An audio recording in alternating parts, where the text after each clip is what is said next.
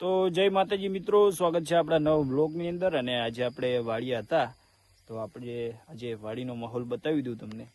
તો જો આ બાજુ આપણી ગાય પહેલાં તો, અને પછી આપણે શું શું વાવ્યું છે ખેતરમાં તે પણ તમને બતાવી દઉં।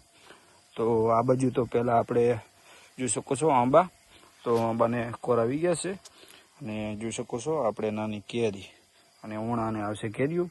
અને બીજા આંબાને આપણે કોર આવવા દીધો નથી, કેમ કે કોર આવે તો મોટા ના થઈ કે આંબા હાઈટ ના વધી શકે એની। જોઈ શકો છો આ બાજુ આપણે 10 જેવા આંબા વાવ્યા છે, અને આ બાજુ ઘાસ, અને પેલી બાજુ બધા આપણે અલગ અલગ જાતના વૃક્ષો વાવેલા છે। જોઈ શકો છો લીમડા, વાંસ, મીઠો લીમડો અને જાંબુ ને એવું બધું છે। તો બ્લોગમાં મિત્રો બને રહેજો, અને નવા હોય તો ચેનલ સબસ્ક્રાઈબ કરી નાખજો।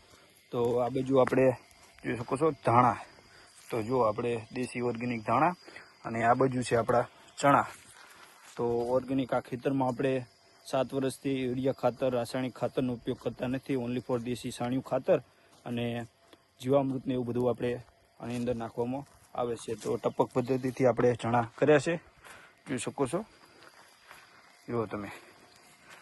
તો હવે ચણા આવવાની શરૂઆત થઈ ગઈ છે, જોઈ શકો છો।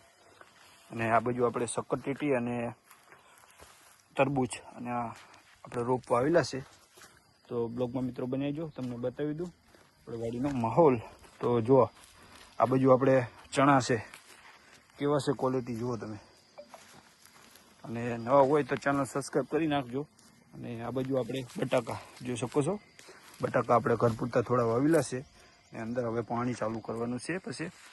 અને આ બાજુ આપણે ગાય માટે ઘાસ વાવેલું છે, ઘાસચારો, એટલે જોઈ શકો છો જવ અને ચીકુડી, અને આ બાજુ એરંડા છે આપણે। અને આ બાજુ ઉનાળુ આપણે શાકભાજી પણ વાવેલી છે। અને આ બાજુ વાત કરીએ તો આપણે જોઈ શકો છો છે આપણે ડુંગળી, જોઈ શકો છો। અને આ બાજુ ધાણા, આ બાજુ છે મેથી, અને આ આપણે ટપકનું ફિલ્ટર, આ બાજુ પણ ઘાસચારો વાવેલો છે। અને પેલી બાજુ પણ આપણે જોઈ શકો છો છે આપણે ત્યાં, અને આ બાજુ જો વાડીનો માહોલ। અને આ છે આપણે ચરખો, જે આપણે ટપકની નળિયું વેંટવામાં કામ લાગે છે। બાકી બ્લોગમાં મિત્રો બને રહેજો।